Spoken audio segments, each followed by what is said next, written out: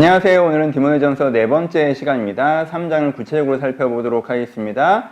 감독, 집사, 여자들에 대한 이 직분에 대한 기준에 대해서 얘기하고 있죠. 감독은 한 아내의 남편이어야 되고요. 나그네를 대접하기를 잘해야 되고, 가르치기를 잘해야 되고, 술을 즐기지 않아야 되고, 구타하지 않아야 되고, 돈을 사랑하지 않아야 되고, 가정을 잘 다스려야 되고요. 절제, 신중, 단정해야 되고요. 세례 육교한 사람은 교만해질 수 있으니까 천천히 세우는 게 좋고요. 교회 밖에 있는 사람들에도 좋은 평가를 받는 사람이 된다고 얘기합니다. 집사는 일구이연하지 않고, 술에 임박히지 않고, 더러운 이익을 탐하지 않고, 한 아내의 남편이고, 자녀와 자기 집을 잘 다스려야 되고, 깨끗한 양심과 믿음의 비밀을 가지고 있어야 된다고 얘기합니다.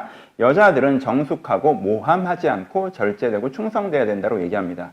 이렇게 기준들을 쭉 읽고 들으면 드는 생각이 세 가지예요. 첫 번째, 굉장히 도덕적인 기준만 얘기하신다. 영적인 기준을 좀 얘기하지 않네. 신앙적인 기준, 하나님 나라에 헌신되어 있는가, 복음에 대해서 투철하는 거, 이런 기준을 제시하지 않네? 라는 생각이 들고요. 두 번째, 기준이 너무 낮은 거 아니야? 아니 구타하지 않고, 요즘에 나이 먹고 사람 때리는 사람이 어디 있어요? 알코올 중독 아니어야 되고, 하나의 남편이고, 하나의 남편이 왜 이렇게 자주 하는지, 왜 이런 낮은 레벨을 얘기하지? 이 정도 기준에 맞는 사람은 수도 없이 많을 것 같은데? 라는 생각이 들고요. 세 번째, 너무 지엽적인 거 아니야? 요것만 있으면 감독이 될 수 있어? 집사가 될 수 있어? 그건 좀 아닌 것 같은데? 라는 생각이 들죠. 자연스럽고 맞는 생각이에요. 왜? 지금 바울은 직분자란 무엇인가에 대한 그의 신앙과 전체적인 삶의 지침, 이런 거, 인격에 대해서 완벽한 매뉴얼을 쓰고 있는 게 아니에요. 그쵸?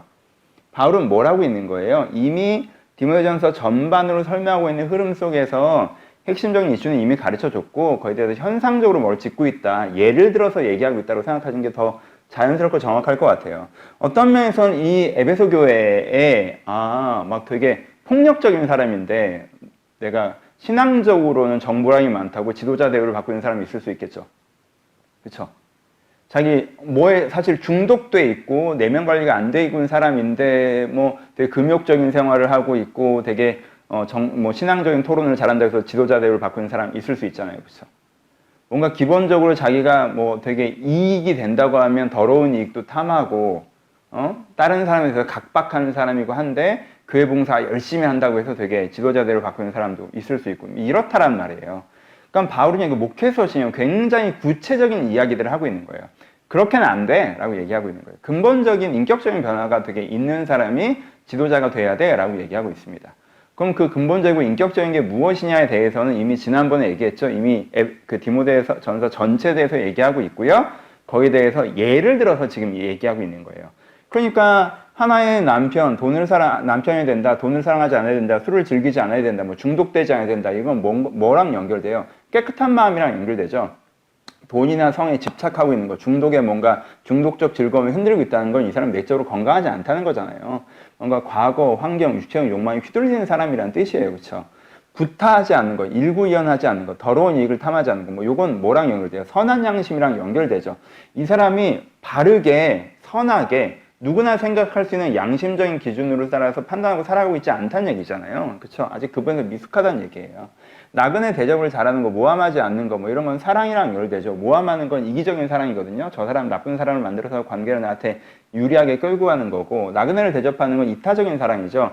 내가 줘도 되돌려받을 수 없는데도 줄 수 있는 사람이란 뜻이거든요. 이런 거랑 연결되어 있습니다. 그러니까 이 각각의 예들 하나하나를 굉장히 명제화시켜서 이해할 것이 아니라 어떤 명제의 예화들로 이해하시는 게 제대로 이해하는 거고요. 그래서 성숙한 거, 지도자가 될 수 있을 만한 영적 성숙, 이런 거는 뭐에 대한 거예요? 이미 설명했던 거에 대한 걸 이해하시면 돼요. 그것을 핵심적으로 담고 있는 단어는 뭐예요? 절제입니다. 절제. 그렇죠? 여기서 절제라는 단어를 반복해서 사용하고 있는데요. 절제는 멈춰야 되는 지점에서 멈춰설 수 있는 능력이에요. 욕망과 환경과 과거 때문에 어떤 생각이 들 수 있어요. 어떤 마음이 들 수 있고요. 근데 그게 내 안을 점령하지 못해요. 내 속에서 주도권을 잡지 못해요. 어느 시점에서 멈춰낼 수 있어요. 예. 하나님께 주시는 자기 원래 모습을 회복하고요. 외부적인 영향 속에서도 그걸 지켜나갈 수 있는 것이 절제예요. 이게 되는 사람이 지도자, 성숙한 사람이라고 본문이 얘기하고 있는 것이고, 바울은 이런 사람이어야 된다고 얘기하고 있는 거예요.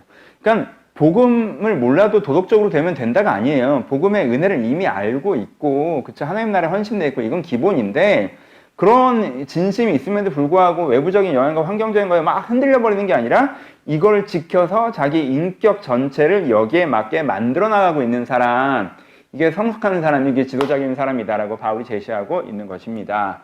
그러니까 적용해보고 적용하면서 마무리하죠. 여러분 절제의 사람이 되기를 꿈꾸십시오. 많은 사람들이 절제를 내가 하고 싶은 걸 못하는 것이라고 생각해요. 그럼 그렇게 말하는 사람들은 나를 자기 욕망이나 환경의 자고로 보는 거예요. 내가 환경이 이러면 이러고 싶고 자기 욕망에 따라 이러고 싶은데 이걸 못하는 게 절제야 이러고 생각한다면 그 나는 도대체 누굽니까? 그렇죠?